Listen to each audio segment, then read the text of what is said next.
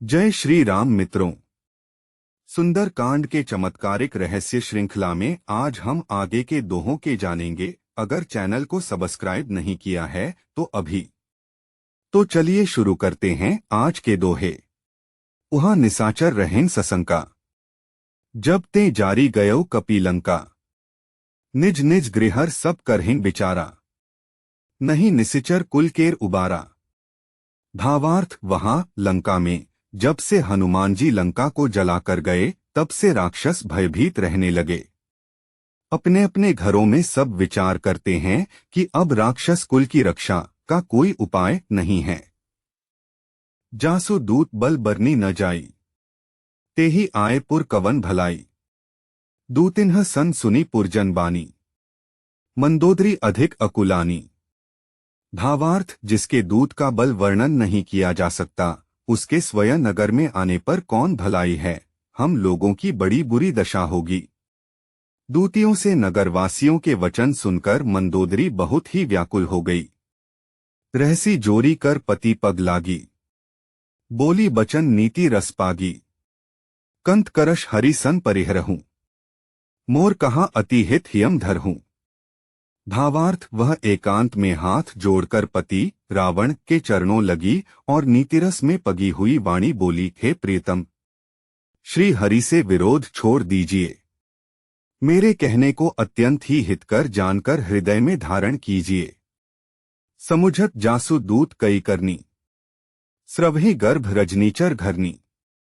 तासु नारी निज सचिव बोलाई, पठवहु कंत जो चहु भलाई।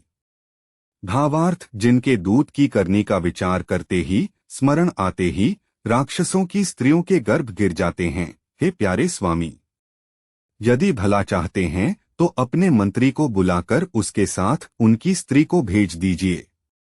तब कुल कमल बिपिन दुखदाई, सीता सीत निसा सम आई। सुनहु नाथ सीता बिनु दीन है, हित न तुम्हार संभो अजकीन है। भावार्थ, सीता आपके कुल रूपी कमलों के वन को दुहक देने वाली जाड़े की रात्रि के समान आई है।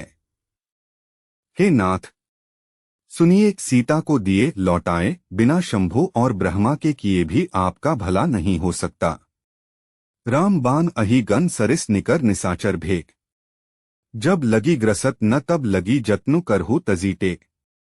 भावार्थ, श्री राम जी के बाण सर्पों के समूह के समान हैं और राक्षसों के समूह मेंढक के समान। जब तक वे इन्हें ग्रस नहीं लेते, निगल नहीं जाते, तब तक हठ छोड़कर उपाय कर लीजिए। श्रवण सुनी सठता करीबानी, बिहसा जगत विदित अभिमानी। सभय सुभाव नारी कर साचा, मंगल महुआ भय मन अति काचा। भावार्थ, मूर्ख और जगत प्रसिद्ध अभिमानी रावण कानों से उसकी वाणी सुनकर खूब हंसा और बोला, स्त्रियों का स्वभाव सचमुच ही बहुत डरपोक होता है। मंगल में भी भय करती हो। तुम्हारा मन हृदय बहुत ही कच्चा कमजोर है। जौ आवई मरकट कटकाई, जेहि बिचारे निसिचर खाई। कंपहिन लोकप जाकी त्रासा, तासु नारी सभीत बड़ी हासा। भावार्थ, यदि वानरों की सेना आवेगी तो बेचारे राक्षस उसे खाकर अपना जीवन निर्वाह करेंगे।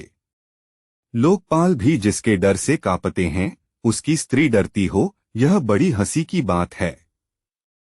अस कही बिहसी ताही उरलाई, चलेउ सभा ममता अधिकाई। फमंदोदरी हृदयम कर चिंता, भयो कंत पर विधि विपरीता। भावार्थ, रावण ने ऐसा कहकर हंसकर उसे हृदय से लगा लिया और ममता बढ़ाकर अधिक स्नेह दर्शाकर वह सभा में चला गया। मंदोदरी हृदय में चिंता करने लगी कि पति पर विधाता प्रतिकूल हो गए। बैठे उस सभा खबरी असी पाई, सिंधु पार सेना सब आई। बूझे सी सचिव उचित मत कहूं, ते सब हंसे मष्ट करी रहूं। भावार्थ, ज्यों ही वह सभा में जाकर बैठा उसने ऐसी खबर पाई कि शत्रु की सारी सेना समुद्र के उस पार आ गई है। उसने मंत्रियों से पूछा कि उचित सलाह कहिए, अब क्या करना चाहिए। तब वे सब हंसे और बोले कि चुप किए रहिए, इसमें सलाह की कौन सी बात है। जितेहु सुरासुर तब श्रम नाही, नर बानर के ही लेखे माही। भावार्थ, आपने देवताओं और राक्षसों को जीत लिया, तब तो कुछ श्रम ही नहीं हुआ, फिर मनुष्य और वानर किस गिनती में हैं? सचिव बैद गुर तीनी जौ प्रिय बोलही भय आस, राज धर्म तन तीनी कर होई बेगी ही नास। भावार्थ, मंत्री, वैद्य और गुरु ये तीन यदि अप्रसन्नता के भय या लाभ की आशा से हित की बात न कहकर प्रिय बोलते हैं, ठकुर सुहाती कहने लगते हैं, तो क्रमशः राज्य, शरीर और धर्म इन तीन का शीघ्र ही नाश हो जाता है। सोई रावण कहू बनी सहाई, अस्तुति करहिन सुनाई सुनाई। अवसर जानी विभीषणु आवा, भ्राता चरण सीसु तेहिन नावा। भावार्थ, रावण के लिए भी वही सहायता संयोग आ बनी है। मंत्री उसे सुना सुनाकर मुंह पर स्तुति करते हैं। इसी समय अवसर जानकर विभीषण जी आए। उन्होंने बड़े भाई के चरणों में सिर नवाया। पुनि सिरु नाई बैठ निज आसन, बोला बचन पाई अनुशासन। जौ कृपाल पूछहु मोही बाता, मति अनुरूप कहु हित्ताता। भावार्थ, फिर से सिर नवाकर अपने आसन पर बैठ गए और आज्ञा पाकर ये वचन बोले, हे कृपाल, जब आपने मुझसे बात राय पूछी ही है तो हे तात, मैं अपनी बुद्धि के अनुसार आपके हित की बात कहता हूँ। जो आपन चाहे कल्याणा, सुजसु सुमति शुभ गति सुख नाना। सो पर नारी लिलार गोसाई, तजो चौथी के चंद की नाई।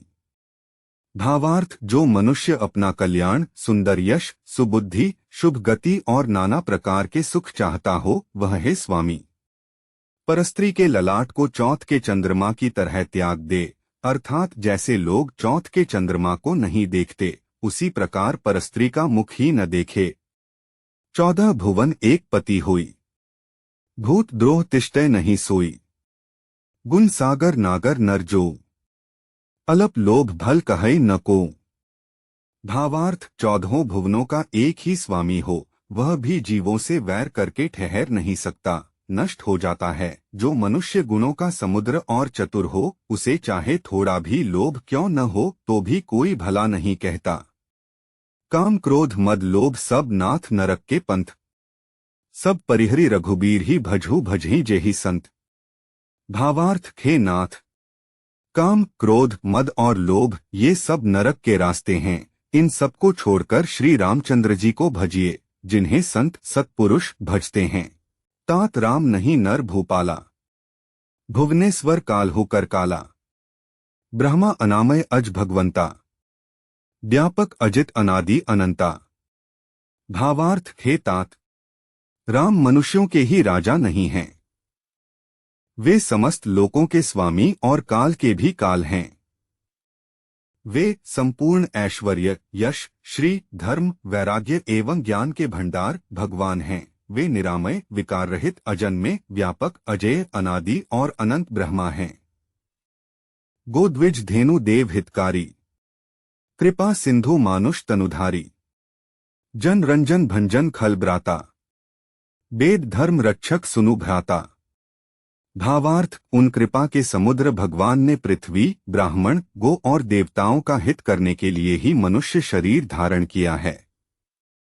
हे भाई, सुनिए, वे सेवकों को आनंद देने वाले, दुष्टों के समूह का नाश करने वाले और वेद तथा धर्म की रक्षा करने वाले हैं।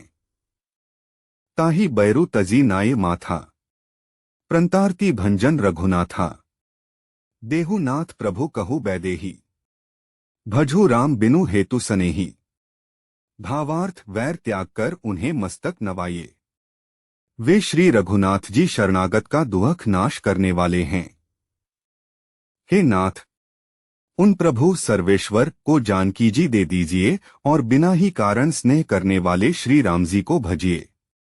शरण गए प्रभु ताहू न त्यागा, विश्वद्रोह कृत अघ जेहि लागा। जासु नाम त्रय ताप नसावन, सोई प्रभु प्रगट समुझु जिय रावन। भावार्थ, जिसे संपूर्ण जगत से द्रोह करने का पाप लगा है, शरण जाने पर प्रभु उसका भी त्याग नहीं करते। जिनका नाम तीनों तापों का नाश करने वाला है, वे ही प्रभु भगवान मनुष्य रूप में प्रकट हुए हैं।